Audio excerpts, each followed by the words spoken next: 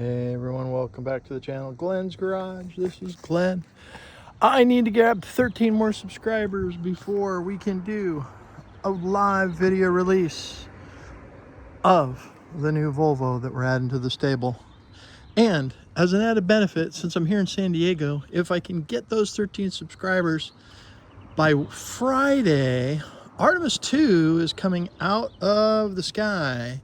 I have a vantage point that's up on the hill, and I can actually do a live video of the Artemis splashdown and go from there. But where we're at right now is the timing belt is on. I can go through a step-by-step for you on that, but what I'm more concerned about, I'll show you real quick and then we'll deal with how to manage it, is the timing marks. So the timing belt on, as we can see, and real quick, what you do is we bring the timing belt in, we go ahead and put it around the crankshaft down at the bottom first, okay? And then you need to draw the belt up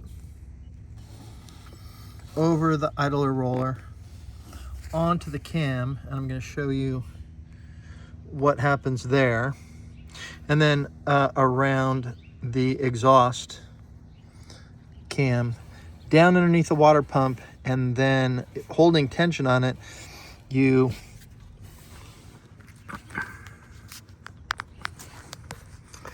go ahead and tighten that center bolt on the tensioner to snug, and then from there you can use the 6mm Allen head to adjust the Allen head opening there.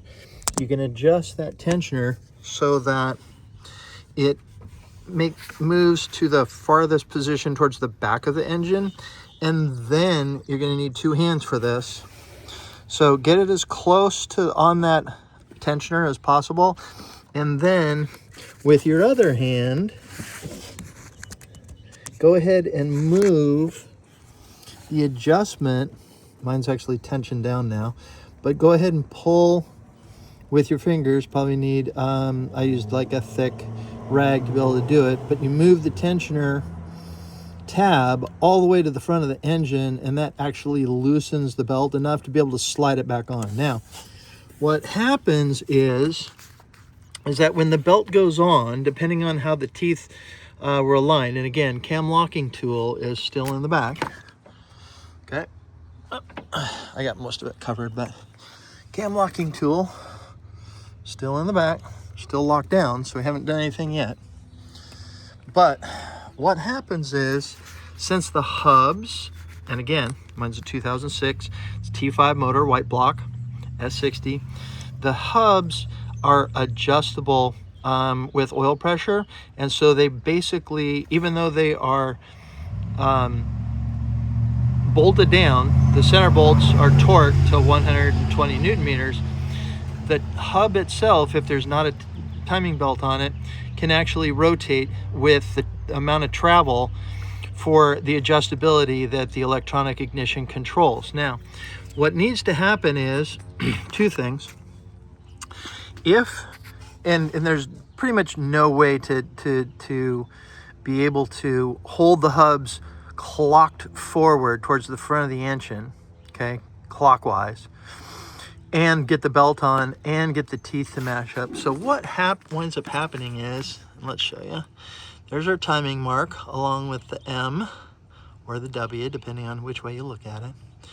And the timing mark now obviously has moved more basically towards the back side of the motor, back side of the slot. It's a little off, just by maybe like half a tooth, you know, to my liking. Let's go over here and look at the exhaust side. Still have the, okay, but for my exhaust side, my timing mark is off by almost a tooth. So what I need to do is we're going to have to loosen the center bolt. Okay, caps are just in finger tight right now.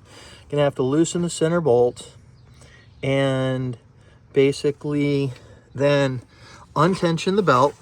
We're gonna have to loosen the center bolt of the tensioner, and we're gonna have to rotate this forward. We're gonna have to pull the belt off, and then we're gonna, while kind of keeping tension on everything else, we're gonna have to move the exhaust cam and sprocket forward one tooth in order to bring that timing mark, okay, into where it needs to be. Right now it's falling right in the with my grid on my phone.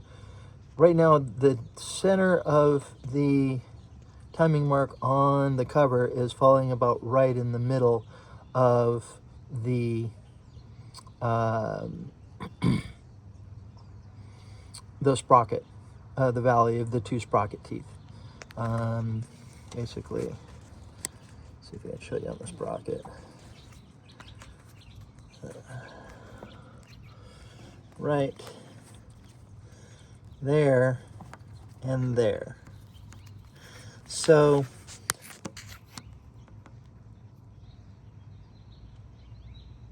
if I pull it forward one tooth, that timing mark is going to be on the front edge. I'm just not liking the timing. And again, we have not rotated the motor yet. I haven't taken the locking tool back off.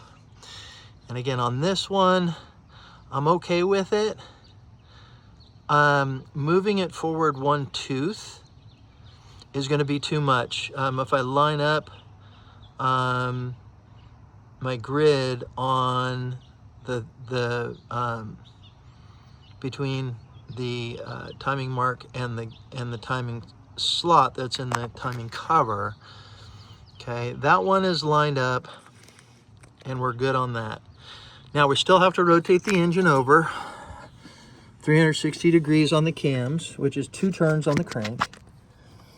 But what I'm seeing right now is that from a standpoint, I'm about a half a, that's like a half a tooth. I would rather have the mark be, let's see, let me try to get square on it here. I would rather have the mark be like on the front side of this tooth that it's on rather than the back side. From the back side, I mean, I'm kind of there. So what we need to do is we need to rotate. We're going to pull the cam locking tool in the next video. I'm not going to do it now. I also still need to remember, if you've seen the previous video, I still have one water pump bolt that I still need to torque down. So we're probably going to leave the timing right where it is, pull the cam locking tool, rotate the engine around, and I'm going to show you one other thing that we do before that is we're actually going to loosen the 3 bolts for the actual gear. Okay, we're going to loosen that bolt, we're going to loosen this bolt here, and there's one down below, and we're going to make sure as soon as those are loose, the teeth are going to stay because the timing belt's on. Okay, but what we want to make sure is that this the VVT hub is clocked all the way in the forward position. Since these have a little bit of variability to them, when you put the timing belt on and start to stretch it and tension it, these hubs will adjust a little bit. So before we do anything like removing the locking tool and stuff, we're going to actually loosen these 3 bolts, make sure these are clocked forward towards the front of the engine, around in the clockwise direction, and then we'll re-snug these bolts. Then we'll pull the cam locking tool and then rotate the engine, and then when we get to top dead center down with the mark on the cam, we'll come back up and check those timing marks. Okay, so that's where we're at with this.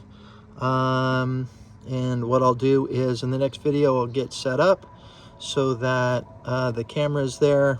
Find a decent place for the camera, and we'll get it so that we can see that adjustment and see those cam hubs, those VVT hubs adjust. Most likely I'm expecting them to maybe do just a slight adjustment, but we want to be as close as possible to not having either of these bolts like more all the way locked out to the back or to the front. So in this particular case, because I believe my front VVT hub did rotate backwards just slightly, when I go ahead and loosen these 3 bolts, and they're like an 8mm, and I'm not really set up to do it right now, but we'll do it in the next video. And I'll be able to most likely move the hub forward, okay, clock forward to the front of the engine, and I'll most likely will see these bolts move forward a little bit, which will be fine with me, and we'll most likely find the same thing on the exhaust cam VVT hub as well, but that'll be for another video. Okay, again, please share this with anyone you may know, and if we can get the extra 13 subscribers before Friday, today is Wednesday, so I've got basically 48 hours. Splashdown is around 5 o'clock, 5:30, 5:45, anywhere between 5 and 6 Pacific Standard Time here on the West Coast. We'll get a live shot of the Artemis capsule coming back from its historic voyage around the moon. All right, with that, I'd like to thank you for your time watching, and we'll see you on the next video.